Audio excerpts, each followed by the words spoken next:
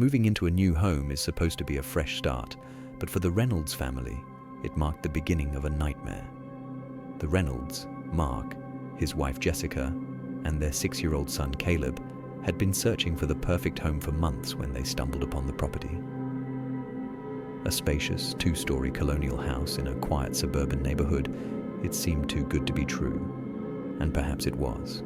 From the moment they moved in, Jessica felt something was off. The house was eerily silent, even when it should have been filled with the sounds of settling wood and shifting pipes. Caleb, usually an energetic and happy child, became withdrawn. He would stare into empty corners, his face pale, his lips trembling. "Do you like your new room, sweetheart?" Jessica asked him one evening. Caleb nodded slowly. "The man in the closet does." Jessica laughed nervously. "What man, honey?" Caleb shrugged. "He says he watches us." Jessica dismissed it as childhood imagination. But then she started to notice small, unsettling things.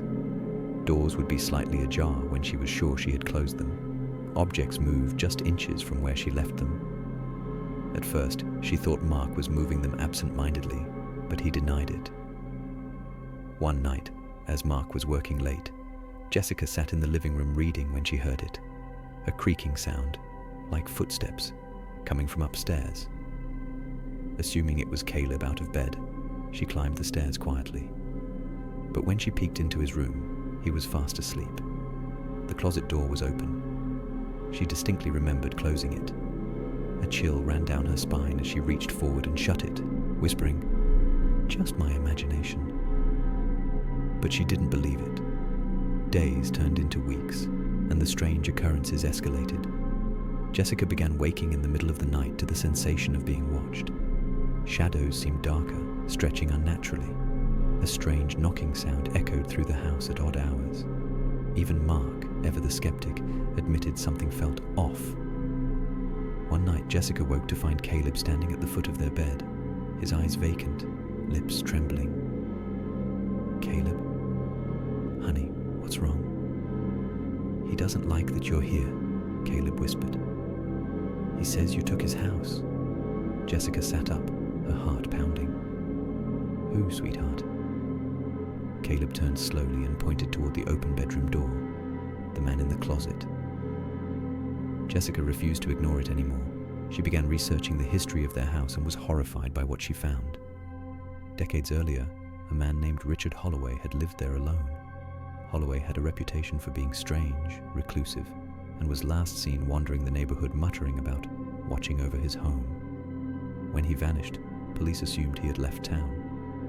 His disappearance remained an unsolved mystery. But Jessica found something more unsettling: rumors. Neighbors whispered that Richard had never left the house, that he had died inside its walls, alone and furious. Determined to prove herself wrong, Jessica decided to investigate further. One night, after putting Caleb to bed, she grabbed a flashlight and carefully entered his room. The closet loomed open, its darkness stretching unnaturally into the room. With trembling hands, she ran her fingers along the closet's back wall.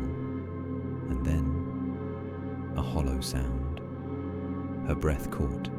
The wall wasn't solid. Heart hammering, she pried at the edges, and a section of the wall gave way. Behind it, she found a narrow, hidden space. Inside, covered in cobwebs and dust, were old clothes, rotting books, and something worse: bones. A human skeleton, its hollow eye sockets staring into the void. Jessica stumbled backward, gasping. The truth slammed into her. Richard Holloway had never left.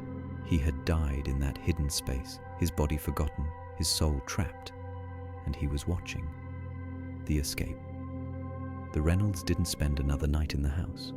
The authorities confirmed the remains belonged to Richard Holloway.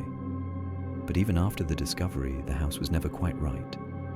Future owners never stayed long, whispering of cold spots, of shadows that seemed to move, of doors that opened on their own. The Reynolds, however, never spoke of it again. Caleb, now older, still refuses to sleep with his closet door open. And sometimes, when Jessica wakes in the dead of night, she swears she can still feel unseen eyes watching her from the dark.